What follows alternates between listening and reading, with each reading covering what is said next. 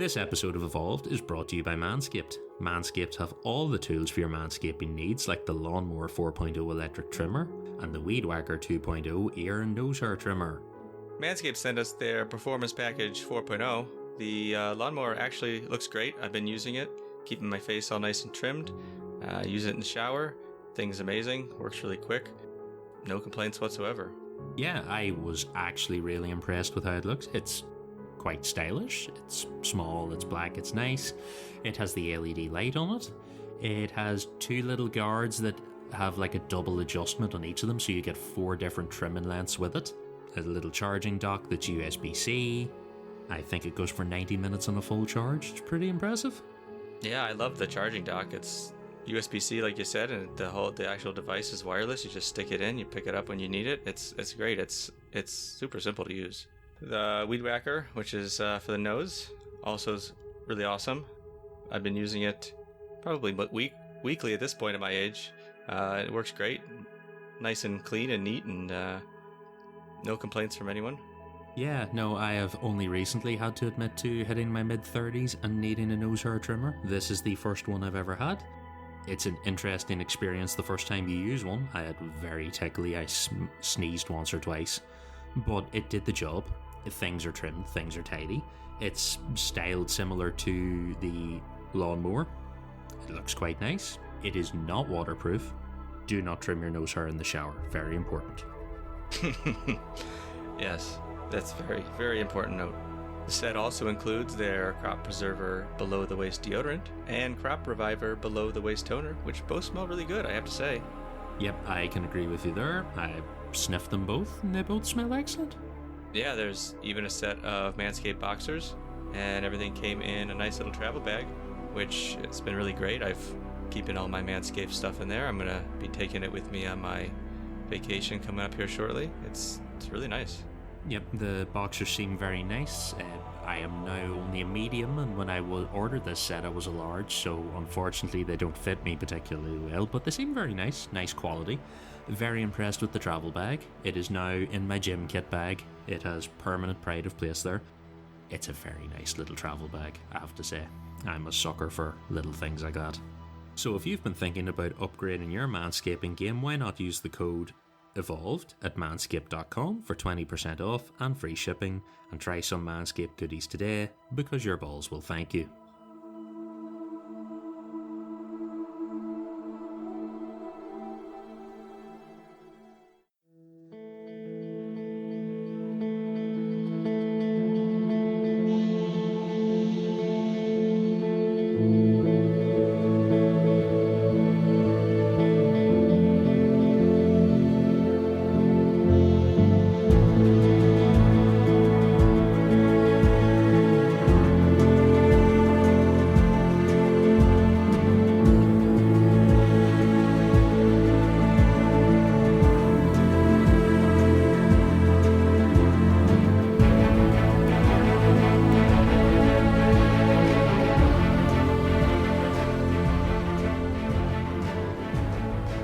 Welcome, Spartans, to Halo TV Plus, part of Evolved, your home for Halo. I am your host, Oran, and on Halo TV Plus, my weekly guests and I recap Halo's original TV show, Halo the Series, and discuss its contents and unique canon within the Silver Timeline. Joining me on the premiere episode of Season 2 is David. Welcome back, buddy. Woo! Hello, everybody. Yes. I wish it was more positive, but we're back. I mean, it is what it is. I think it's still good news. I'm going to put some positivity in this spin. But yeah, I mean, I really enjoyed doing this show and watching the TV show. And I wish we could just dive right into Season 2. But this is kind of or kind of my welcome back, giving a little bit of an update for when fans of this show and fans of the TV show, or maybe non-fans of the show, just kind of want to know what's going on, because we do have some more time to wait. But there's still a lot of information we can kind of dive into, and good things to kind of just look at. So we're going to dive into some news from Pablo Schreiber about Season 2 and how filming wrapped up. And we're also going to talk about the Writer Guild of America's contract strike that is going on right now in the present timeline. So we're going to chat about it, give some people the deets, because people have messaged us, believe it or not, what's going on with the writer strike. So Ooh. we want to answer your That's lovely cool. questions. But before we do all that, if you're new to the show, welcome. Halo TV Plus is part of Evolve that hosts a variety of other Halo shows, such as Podcast Evolved, HCS Pro Talk, Mission Debrief, Builds with Blocks, and Halo Book Club. You can learn more about each of our shows on our website, evolvedhalo.com. If you're already a fan of the show, we ask you to rate us and leave us a review, and we greatly appreciate all the feedback we receive from our listeners to improve the quality of our shows. We would also like to take a moment to thank all of our patrons for their continued support. Your contributions allow us to continue making content like this every single week. Thank you all so much. If you're not subscribed, our patrons receive a variety of exclusive rewards, such as early episodes, unique swag, access to our podcast soundtrack, and our latest reward that we've been doing a few episodes of is a Patreon exclusive podcast show called I Would Have Been Your Podcast. You can head over to patreon.com/Halo Evolved to learn more.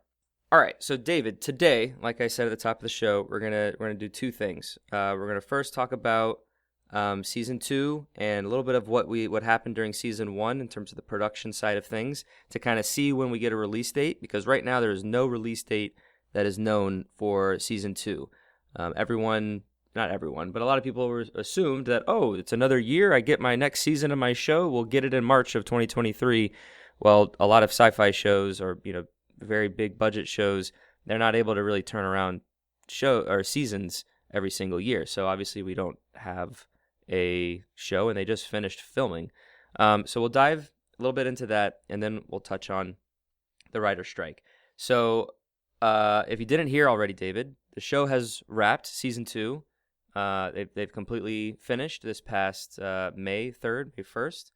There was an Instagram post from Pablo Schreiber, who of course plays Master Chief, and he confirmed on his Instagram that season 2 is wrapped. The actor posted a lot of gratitude towards the crew members on how they make the show possible. To everyone comes together to get that perfect take, and they print and move on. And in the comments section, someone asked them, when, does this mean season 2 is officially wrapped? Because he didn't kind of say it outright.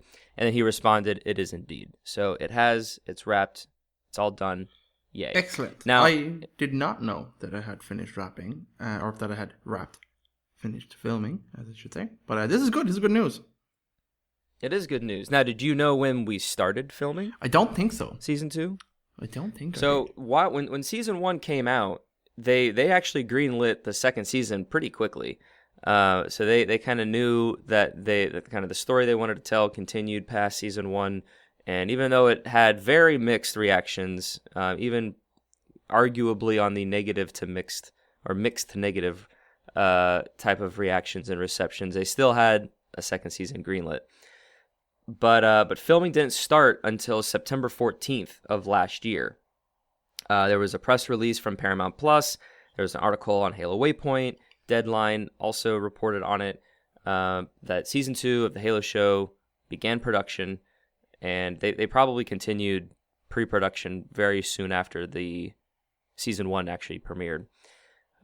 We got a little bit of casting news, which I'm not going to dive too much into, but because I don't think we've ever really talked about it. And one of them is very interesting.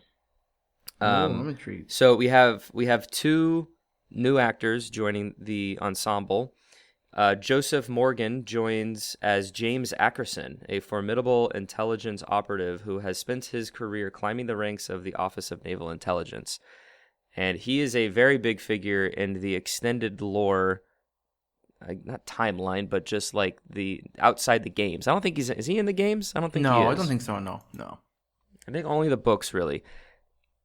And he's like Halsey's like nemesis. Like they like hate each other, and they kind of like bicker and fight and like sabotage each other and all this kind of stuff. And it's ironic in a way because he actually leads the Spartan 3 like initiative, like that program when they were trying to make Spartans for more for cheaper, the kind of typical like CEO mentality of how do I make my products faster, better, and cheaper, and you usually can't have all 3.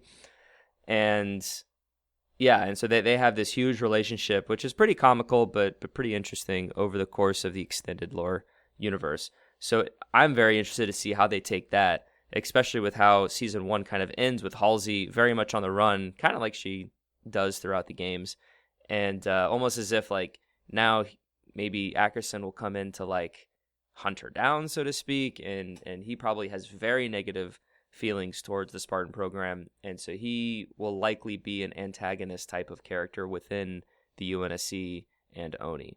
That kind of makes sense. To have that character specifically in, now that we know what happened to Halsey in the show. He's a fairly young dude. I'm looking at his stuff and I don't know. Oh, the actor? Yeah. He's pretty young. You know, I didn't even look to see what he was in. What has he been in? Lots of random stuff. They must have been pretty small roles. Ben-Hur, he's Immortals, if you remember that movie. Vampire Diaries. Master Commander, he must have been very young in that movie. Oh, wow. Armistice, Hex, random other stuff that's nothing really popping out at me there now. Yeah, that's kind of it. Not a whole lot. He's a British guy. And so is he in his like 20s or 30s? He's 41. He's relatively... Oh, okay. So he's not young, but he's probably a good-looking... Yeah, he's a good-looking guy. Good-looking middle-aged man.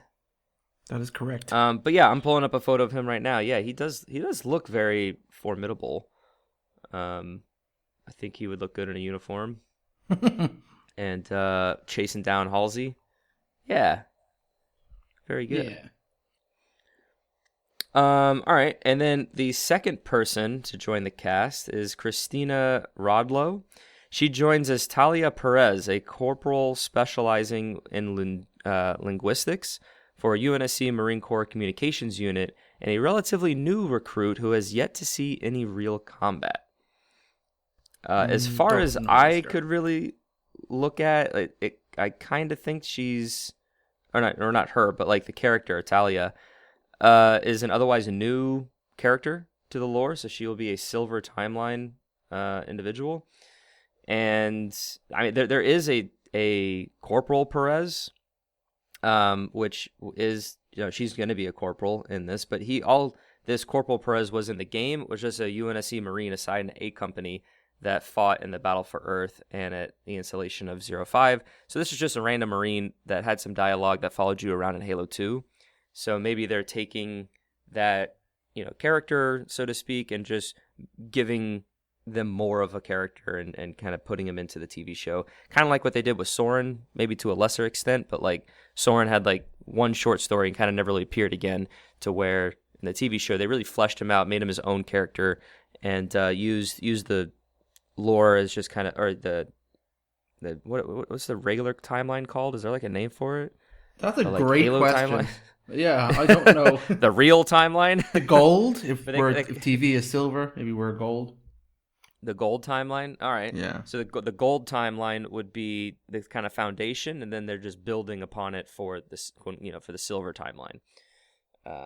So yeah, we'll see what they, add to the cast. What's also interesting, I didn't put it in here, but also in the article, is that apparently Soren's wife and Soren's son have been upgraded on the cast list to become like seasoned cast members. So like they'll get their names like on the credits, and so that means they have a more prominent role throughout the season, because they're more featured or headlined cast members. So we'll definitely be getting more of not only just Soren who return, but his family will be more prominent in the storyline. So okay, that's interesting. All pretty great. So that was back in September 14th. So it was between mid-September to effectively the end of April, because May 1st was a Monday. I don't know if they really went back to work to film for just one day, but it was about 7.5 months of filming for season 2. Which is a good amount of time, especially for like 8 or 9 episodes. Like that's like 3 weeks of filming per episode.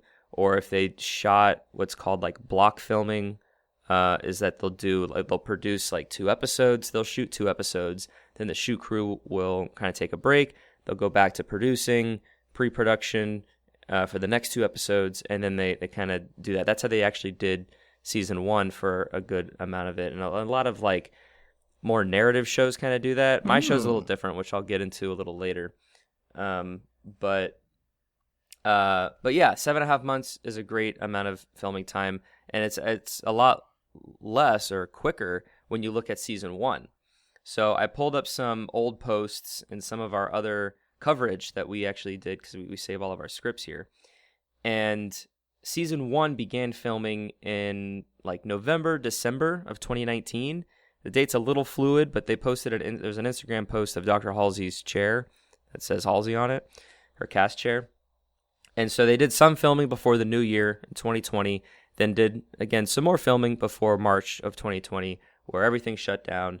The film industry and like specifically shut down for like pretty much 6 months everywhere across the world. I didn't go back to work until August, I want to say, of 2020. Maybe September, but maybe I started like remote work in August until we started to really getting our locations and filming and all that for my TV show. And it seems that about the same was for season 1. Around August, the crew went back, they started pre-production, and then there was our first Instagram post from Pablo Schreiber in November of 2020, where he had half of the Master Chief helmet on and says "back to work." Oh yeah, I remember. Now that. he does. Yeah, it was a good photo. He's like sitting on the camper, probably like his like cast trailer, and it was a very good photo op. That was a good one. Now since then, it's kind of unclear how long filming continued, because I couldn't find any post or any press release or anything that really had Paramount or 343 or anyone kind of just saying, hey, season 1 has wrapped. So I feel like it's very loose, because they probably rolled right into post-production in a way to kind of get it edited and get the visual effects taken care of. But Pablo continued posting on Instagram, and he had an April post where he brought his son to work, and then a May post on May 28th where he's lifting weights, and he still geotagged it to Budapest. So he was probably still filming maybe the last bit of his scenes in Budapest towards the end of May, because after that, in June and July, he starts posting like travel photos, him in Italy, him riding motorcycles, and his facial hair is getting longer. And so I think by that point, he's doing at least done else, filming. Yeah. He's doing something else. He did like a promo for a motorcycle, I think, was one of the photos. And he has the Master Chief helmet on the motorcycle. Oh, cool. And I think 343 did a partnership with some motorcycle helmet company to make a wearable Master Chief helmet. So he has it, I bet. And so that's just so freaking cool. That's badass.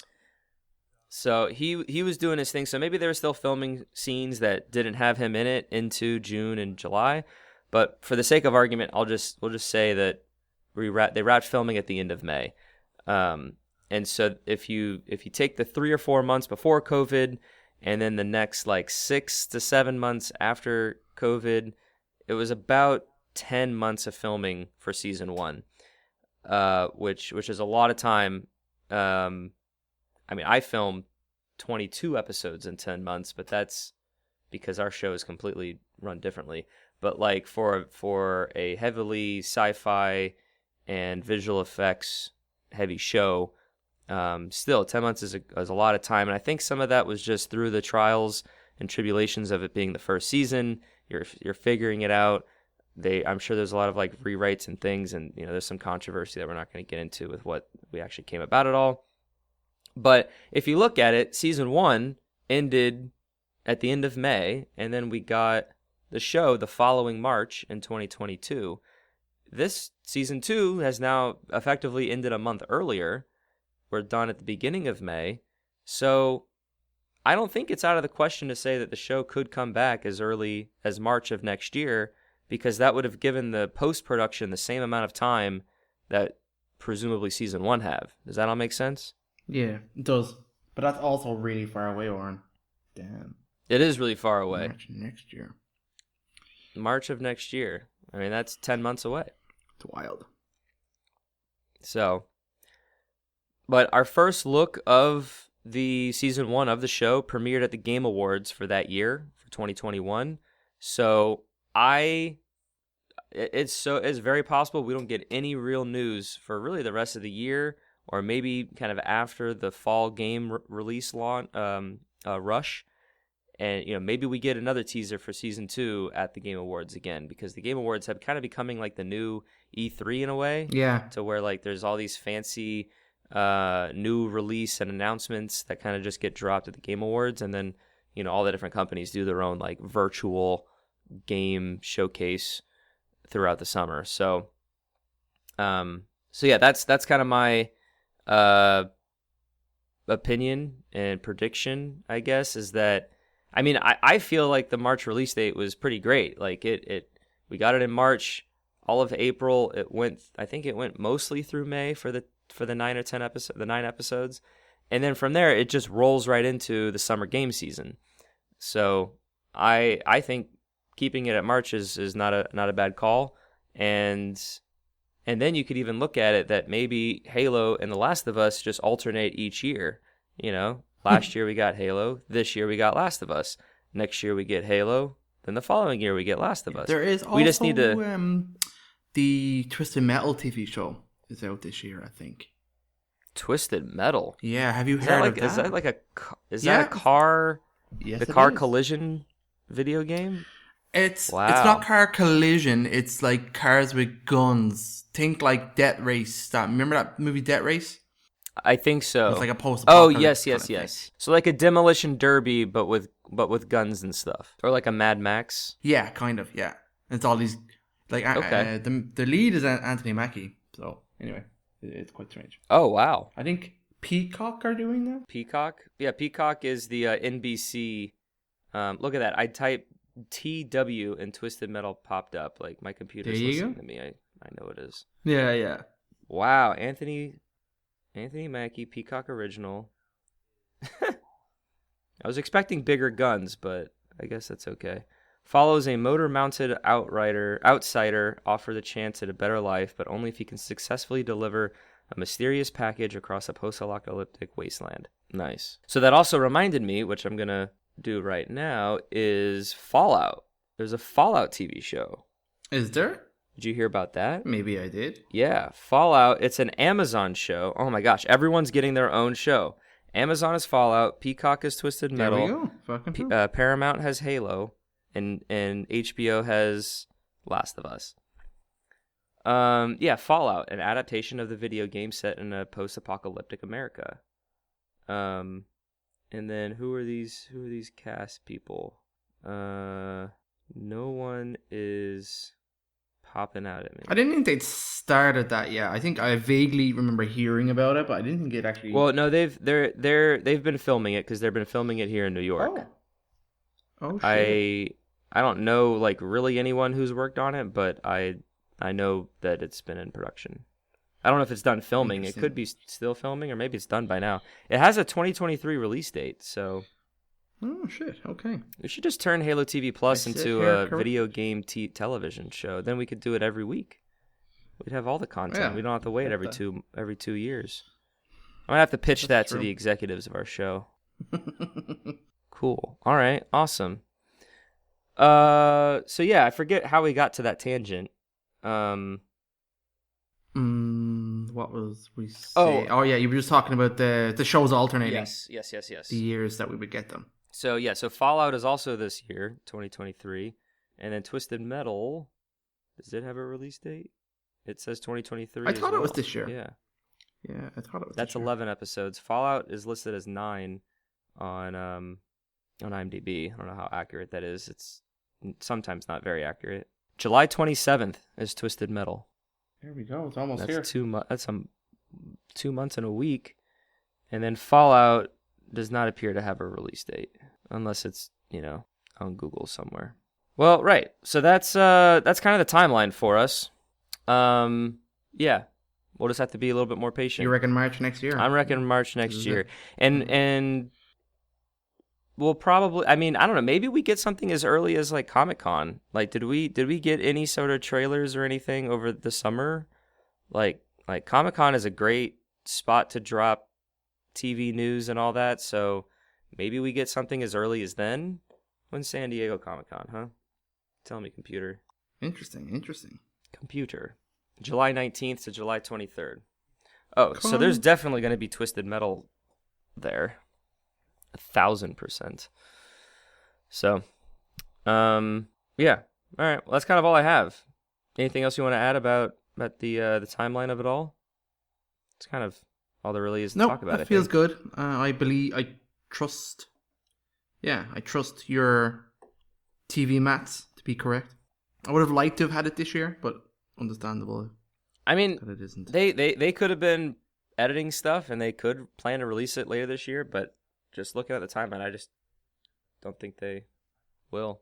I mean, and there even is a chance. There is a chance that it comes out after March if the visual effects are more intense, or they want to spend more money to improve upon it, make it better than what it was for season 1. Even though I thought season 1 did a very good job. Like I mean, it's not a movie, so it's a TV show. I felt that it was adequate and engaging. Fair enough. All right, well, let's move on to part 2 of this episode, the writer's strike. Like I mentioned, if you don't know, there's a writer's strike going on, and some people asked about it. So, David, I think I'll give it to you, pass you the torch, so you can do some talking, and I can take a little sip of my water real quick. Do take your sip of your water. So, part 2, the writer's strike. So this is kind of interesting, because Did you research it any happened? of this I know before we started? I did. I did. I read up on it because I kind of knew it was happening, and because I remember so vividly the first writer's strike and how devastating that was to TV shows. That's right. And stuff that we watched. So when this got announced, I immediately was like, oh feck. Do you know what I mean? What's this gonna hit? What do you know what I mean? Mm-hmm. Oh god, yeah. And then obviously I know a guy who works on TV shows, so I'm like, hey, that guy that works on TV shows, give me some information. Tell me what's happening. So what is going on with the writer's strike, Oran? I know it has kicked off. It has kicked off. It is official. It's happening now. It's been going on. Back in April, the Writers Guild of America, which I'll probably call the WGA throughout the rest of this segment, they voted to strike against the AMPTP, which stands for the Alliance of Motion Picture and Television Producers, in their next union contract, or a collective bargaining agreement is what it's called, or a CBA.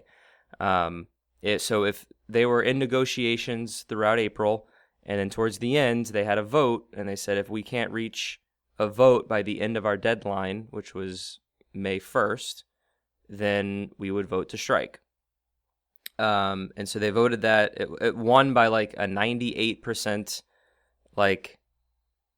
participation or something. Damn. It was almost unanimous. And so that was in April. And so then that's where the clock started ticking, and everyone in the industry was just kind of like, all right, well, we won't really know what's going on until we know what's going on. And I remember the last work day was a Friday, the 28th. And we were like, all right, let's see what happens when we come back on Monday. And I straight up was checking my phone when I woke up Monday morning, and it was producers don't, an agreement was not reached. Writers, the WGA is officially on strike. And I'm like, great. So went into work and just started, not dealing with the aftermath, but just okay, that's the reality. Things don't change instantly, but it was all right, this is let's learn what's going on, because my production is going to tell me something, my union's going to tell me something, the crewmers on set are going to tell us something. Yeah, the crewmers are the crew rumors, if you didn't put that together. But yeah, so that's the crew rumors. That's what happened. So they're on strike right now. And then I didn't put this in there, but I'm glad you brought it up. The last strike, which I believe was 2007. Damn. I think it was that winter of 2007 into 2008. That is correct. 2007. That lasted about 100 days. So effectively 3 months.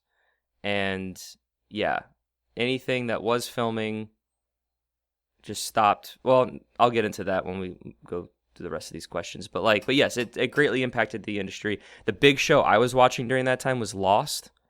And yeah, I remember. And yeah, there was a huge break in that season, and then there was a reduced amount of episodes because they had less time because they striked. A bunch of shows were impacted in different ways, and like some of them I remember shortened or just stopped altogether. Some of them obviously had like the episode quality definitely dipped down, and it was either sometimes the episodes weren't as long. Other shows were just straight up cancelled, and I do remember Lost being hit, and because it was like in the middle of it. That was Lost Mania. Yeah, back in 2007. But also I also did you remember the show Heroes? Yes, that show was killed because of the writer's strike, and it was such a good show. Oh damn. Yeah, it was a different time, you kind of always say that, but that was 15 years ago, and like streaming was barely a thing, if anything. Like it was basically YouTube, and like you had YouTube content and shorts and little things like that, but like Netflix was still like DVDs on demand, Blockbuster was still around, so the streaming angle of it all wasn't a thing. So your TV shows still premiered on cable, and so the industry was just not what it is. And that's partly why I don't really want to get into the whole why of it all, because you can look it up. There's a document that's circulated of like the different things that the writers want and they've asked for in their contract, and a fair. I mean, there's a bunch of different points, but like one of the major one that kind of gets talked about the most, and it may not even be the most important one, but it's just kind of the more popular and well-known one. And is more like residuals and kind of earnings in regard to streaming, because it's new in the industry, like from a relative standpoint. So like the writers aren't seeing the same return as if it were a cable or a network show, but it's the same type of content, and so they're trying to equalize it. Also gain some advancements in pay and equity and credit and insurance. There's all those other type of things and stuff and minimums. So there's a lot to be discussed there. And yeah, it's gonna. So we'll just see what happens. I don't know. It's scary, Oran. It's scary. So what's happening? Oh, sorry. How does this affect the Halo series? Because that was actually on my mind as well, and that's what I thought we were going to be discussing, because I wasn't aware the show had wrapped. So how does the writing impact the show in this kind of post wrapping? If that makes sense. So basically since the writers are in strike, that means and it's only that guild that is striking. And it's only for the production companies that the agreement, that the CBA, the contract that they put together, put it in place for. So the AMTP, PTP, the Alliance, I'll just call them the Alliance, they represent like 350 different like producers and production companies and stuff. So like your Sony, your Universal, your Walt Disney, Amazon Plus, Apple Plus, Amazon, Netflix, CBS, Fox, like ABC, all of those like broadcasting, streaming, and otherwise major motion picture studios. They all have lawyers and people, and they all have this collective understanding of what they want to agree to as they do these contracts for the entire industry. And there's like 85 contracts, and this is literally what they do year round every year. Like I'm part of the Teamsters, and our contract expires next October, or the following October, 2024. So until then, they're not just waiting for our contract to renew. They're negotiating the WGA right now, and they're going to do the DGA at the end of this month for June, because their contract expires, the Director Guild. And then after that, you have the Screen Actors Guild. So they're constantly doing that. And so that just means that if you're a writer that's part of the WGA and you are working on a show, or you wanted to work on a show that is part of one of those companies, Sony, Paramount, Universal, you as a writer are not working. You refuse to work. You don't have an agreement and you don't want to work. And and those agreements are also in place to where those production companies and those broadcasting companies, they can't just hire a Writers Guild individual. They can only hire a WGA member if it's a union job. So how that affects the show, or really any show, is that if you're in the middle of your season and if you're doing TV and you're in the middle of your season, you're typically writing your episodes as you're filming them. Or at the very least, say you have all of your episodes in your scripts, the writers and the producers are probably making tweaks as it gets closer to the actual filming. A movie, you tend to just shoot the movie and then you just make tweaks here and there as you film scenes, but you otherwise have a full completed movie script when you start filming a movie. So all of those shows are in jeopardy, so to speak. They will either just shut down and just wait, which is what largely the TV shows did in 2007, like we just talked about. They'll finish what they can, or they reached a point to where they can just finish the season, wrap up, and then they don't really are able to come back until this gets resolved.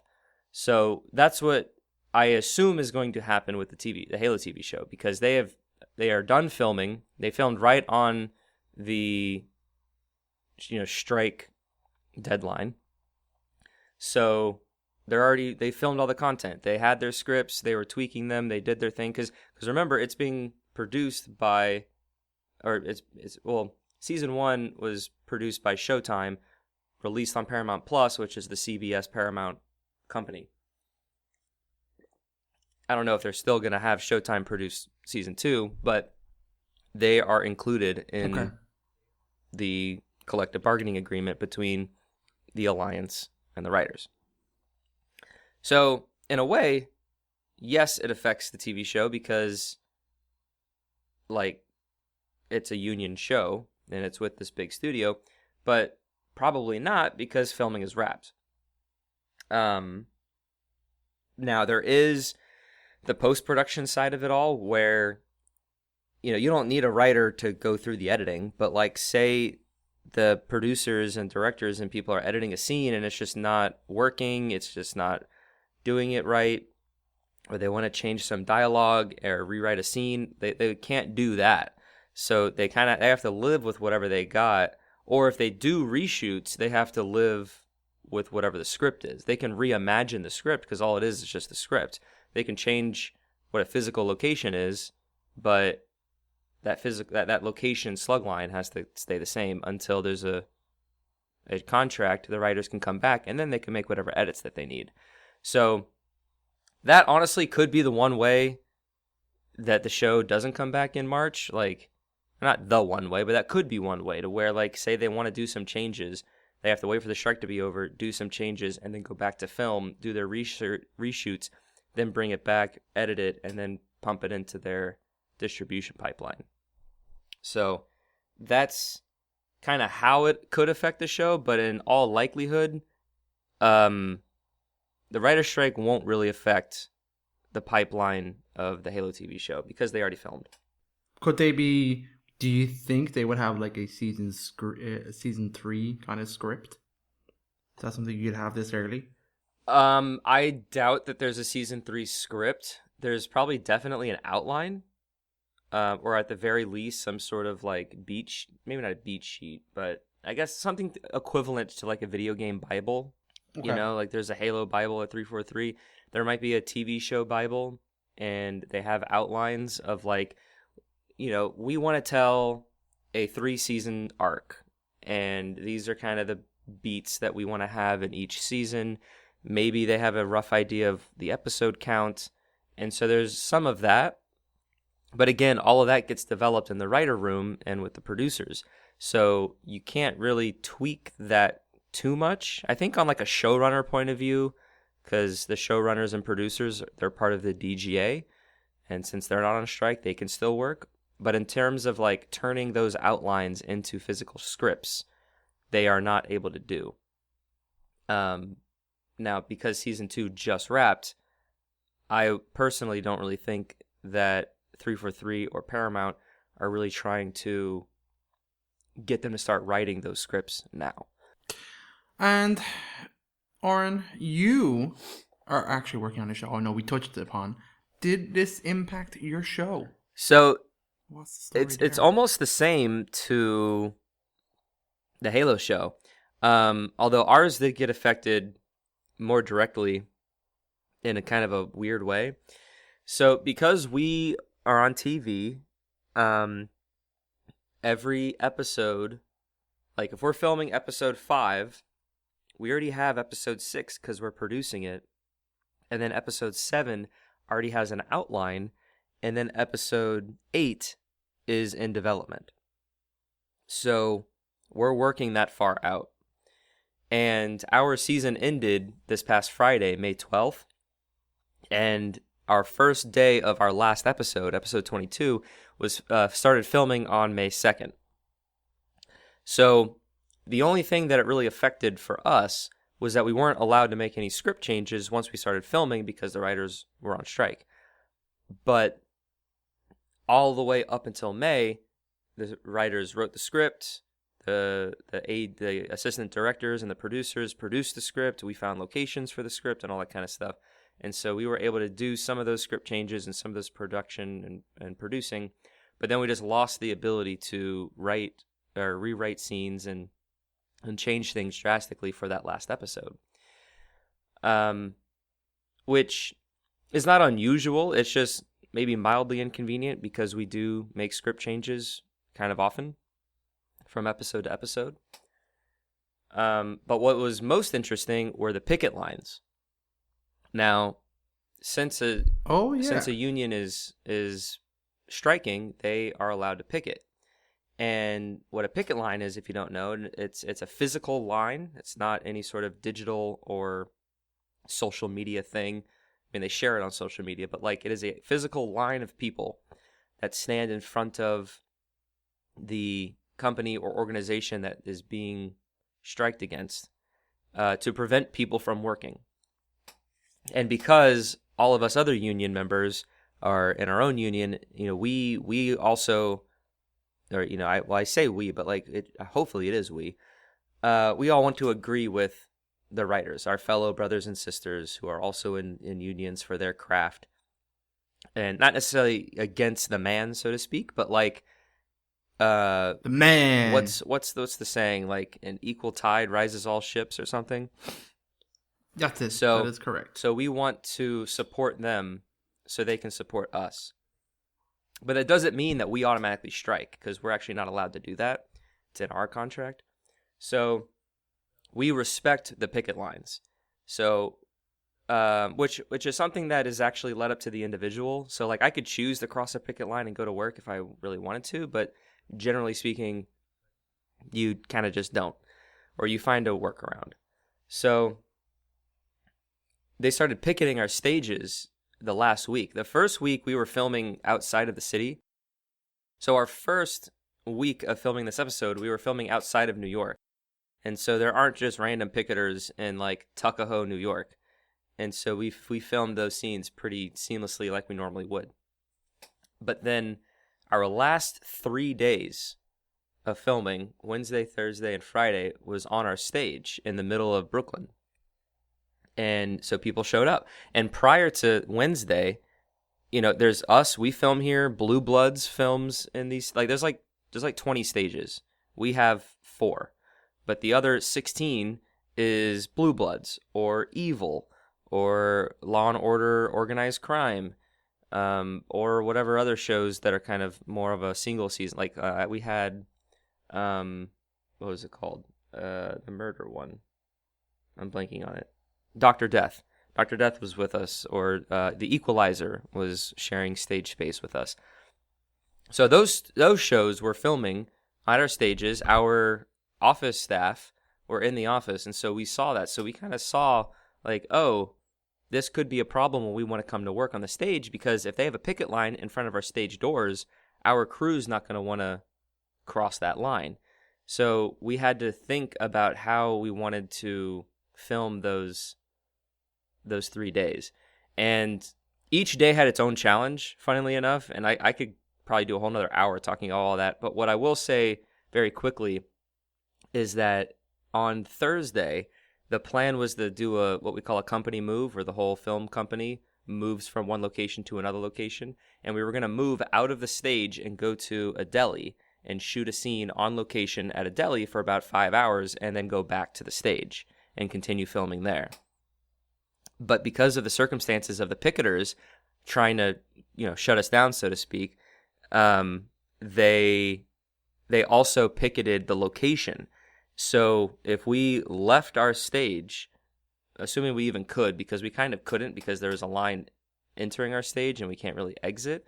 But even if we were able to leave at some point and we moved over there, there was a world that we wouldn't even be able to film over there or get our trucks and equipment back to the stage. So they had to, again, not rewrite the scene, but reimagine the scene as written here at the stage instead of at a real deli down the road.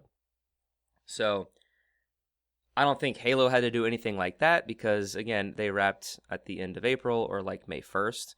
But that's how some shows could be still going right now that you might be watching, and there could be maybe an odd direction or artistic choice that was made to kind of accommodate the writer's strike and all that. So that's how my show is affected. And but I'm happy that we're done. I have one more week of wrap, and then I start summer vacation. And we kind of joke in the office, and we're like, those picketers better not be outside on Monday because we're literally trying to wrap. And it's like, we're trying to close all of our accounts. We're trying to pay people. We're trying to send equipment back, send trucks back. So it was just kind of funny. But yeah, that's kind of a little bit of just like industry real world effects of this writer strike that probably won't really affect the TV show, the Halo show. Fair enough. And do you have any idea? You probably don't, about how long it will kind of last? Any indication? No. So I guess I have an idea. I at the end of the day, I don't know. And really the only people who do know are the people who sit at the bargaining table, because it's all closed doors and leaks are pretty rare. And because there is some mutual respect there. But what I do know is that at the end of May, the DGA is done with their contract. And so, and remember earlier in the conversation, I said that the Alliance, they are constantly renewing and negotiating new agreements. They're doing it all the time, but these contracts expire every 2 to 4 years. So after the writer's strike, they already scheduled negotiations with the DGA representatives for the Alliance. So the Alliance is currently negotiating with the DGA because it was already scheduled. Sometimes stuff kind of gets pushed. Like our negotiations was actually pushed like 5 months when our contract was up because they were so far behind, but that was because of COVID. Now they're kind of on track, and they're still right towards the end. So they're negotiating because DGA contract expires June 1st. And then I think SAG's contract expires in like the end of the summer. And so the rumors are that the DGA negotiation will go well, and some of the residuals and contract like points and articles that the writers want will appear in the DGA contract. And I think the optimism is that if the DGA gets some but are okay not getting others, then for the Alliance they'll be able to go to the writers negotiation and be like, look, the DGA took this, they didn't want, they accepted to not take that, you guys can do the same, and then we can be more in the middle in terms of our negotiations, as opposed to just stonewalling the whole time. And then so after the DGA, the writers will probably go back to their negotiations. Now, if those negotiations don't yield any results, then the next round would be SAG and the Screen Actors. And so then I think it's the same sort of mindset. It's like, hey, DGA just did it, and then we hopefully get SAG, and then they go back to the writers for a third time at the table. It's like, look, these guys are here. They're not striking. They want to work. We need content from you guys. Like, we're not ready to fold for all of these benefits and things that you want in the contract. So that's kind of just where that stands. So I hope that the strike's over by the end of June, but there's truly no way to really know. If not earlier. I mean, I guess it could be done before the end of June, but like if there's still a strike after June, then it's going to be a more noticeable impact on the industry. Damn. I think we already kind of talked about how we think this might impact season 2, right? Yeah, I kind of already talked about that. That's grand. That question. And so, what do we think we're gonna do next, Oran? That was great, actually. That was great. Thanks for that breakdown of all that kind of stuff. It's very interesting. Yeah, you're welcome. I'm in a very unique and fortunate position that I kind of have an idea of what's going on with this strike, and it does have a relation to this show. So we were all talking, and like, yeah, I wasn't planning on bringing the show back, and it kind of comes into this last question, like, you know, does this mean we're going to do more Halo TV Plus? And the short answer is not really, because I really liked how we ramped up to our coverage of season 1. We had about 3 weeks or 3 episodes that kind of like introduced season 1. We got news, we got casting, we had predictions, silver timeline, media, trailers, and all that. And it was just like a bunch of content that we had. Whereas because it's still, you know, maybe 10 months out, like I'm predicting, like I don't really want to just, there's one news article, let's talk about it on a Halo TV Plus episode. We'll cover it in our monthly news show on Podcast Evolved. So we'll just do that, and then we'll kind of have a big digest. There was some conversation about maybe doing Forward Unto Dawn or Nightfall, since those are other TV adjacent content. But those, I did look a little bit into it, and to put it in this format where you do the watch along with it, like we were watching hour-long episodes or 40-minute to an hour-long episodes every week, whereas Forward Unto Dawn and Nightfall, they were released in like 10 to 15-minute increments for basically a movie length of content.